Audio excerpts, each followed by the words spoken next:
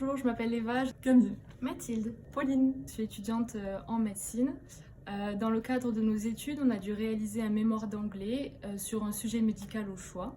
Donc avec notre groupe, on a décidé d'axer sur une problématique sociale soutenue par notre professeur d'anglais, Madame Baduel. Donc notre problématique, c'est comment la communication peut-elle être, la communication entre médecins et infirmiers au sein d'un service peut-elle être améliorée pour pouvoir diminuer les erreurs médicales au quotidien. En effet, au cours de nos différents stages pendant nos études et pendant notre pratique future, on va être confronté à de nombreuses erreurs médicales, dont une partie sera liée à des problèmes de communication, dont une partie de ces problèmes peut être évitée par des méthodes standardisées de communication qu'on peut mettre en place au sein d'un service. Donc l'enjeu, c'est de comprendre les problèmes de communication pour pouvoir les diminuer afin de garantir la sécurité des soins et du patient. Donc, pour nous interroger à notre sujet des erreurs médicales, d'abord nous avons décidé de lire des articles au sujet de ces erreurs et des causes en fait, identifiées de ces erreurs.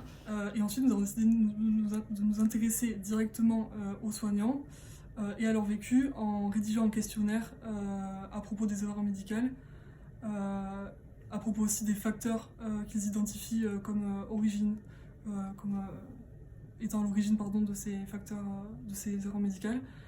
Et donc du coup ce questionnaire en fait est composé d'abord d'une partie commune aux deux métiers, infirmiers et médecins, en leur demandant s'ils ont déjà vécu des erreurs médicales et voilà la cause qui en est à l'origine. Et ensuite deux parties distinctes en interrogeant en fait chaque profession sur la communication avec l'autre profession et aussi en leur demandant des idées en fait de solutions qui pourraient améliorer la communication en fait qui est un des principaux facteurs de risque d'erreurs médicales. Nous avons au total réussi à obtenir 266 réponses sur notre questionnaire. Environ 50% venaient du CHU de Toulouse et 50% venaient de cliniques et de centres hospitaliers périphériques. Nous avons à peu près 50% de médecins et 50% d'infirmiers. Alors, sur les résultats de questionnaire, nous nous sommes rendu compte qu'environ 97% des participants avaient déjà été témoins d'une erreur médicale.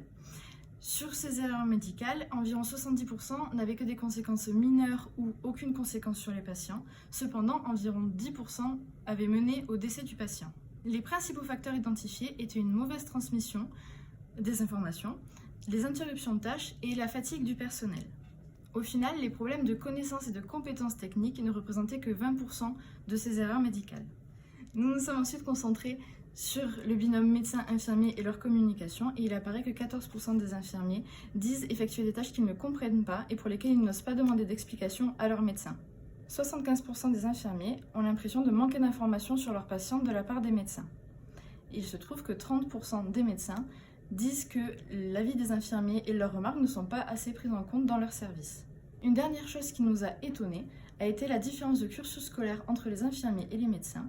En effet, environ 65% des infirmiers disent avoir déjà eu des cours ou des simulations par rapport à la communication et au travail d'équipe, contre uniquement 30% de médecins. Voici quelques messages clés qui nous ont marqués, qu'on a voulu transmettre et mettre en valeur. On a remarqué tout d'abord que c'était un phénomène ubiquitaire qui touchait à la fois toutes les spécialités, tous les corps de soignants et également toutes les structures hospitalières ou non. C'est un domaine également sur lequel on peut agir et donc ne pas rester passif. Certaines études ont montré notamment que nos comportements pouvaient influencer le nombre et le quota d'erreurs médicales.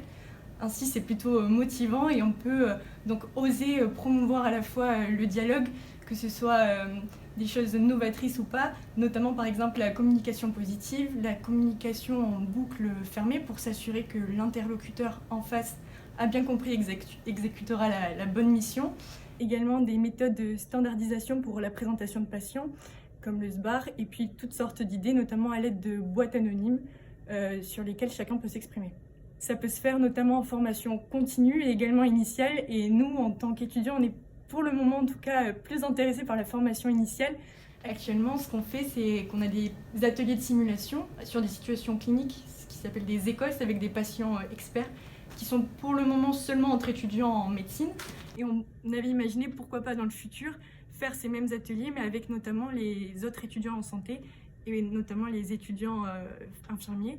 Et ça pourrait être rendu possible avec la création future du campus santé, qui se veut justement de rassembler les différentes filières des étudiants en santé pour partager et notamment se transmettre nos différentes compétences et connaissances.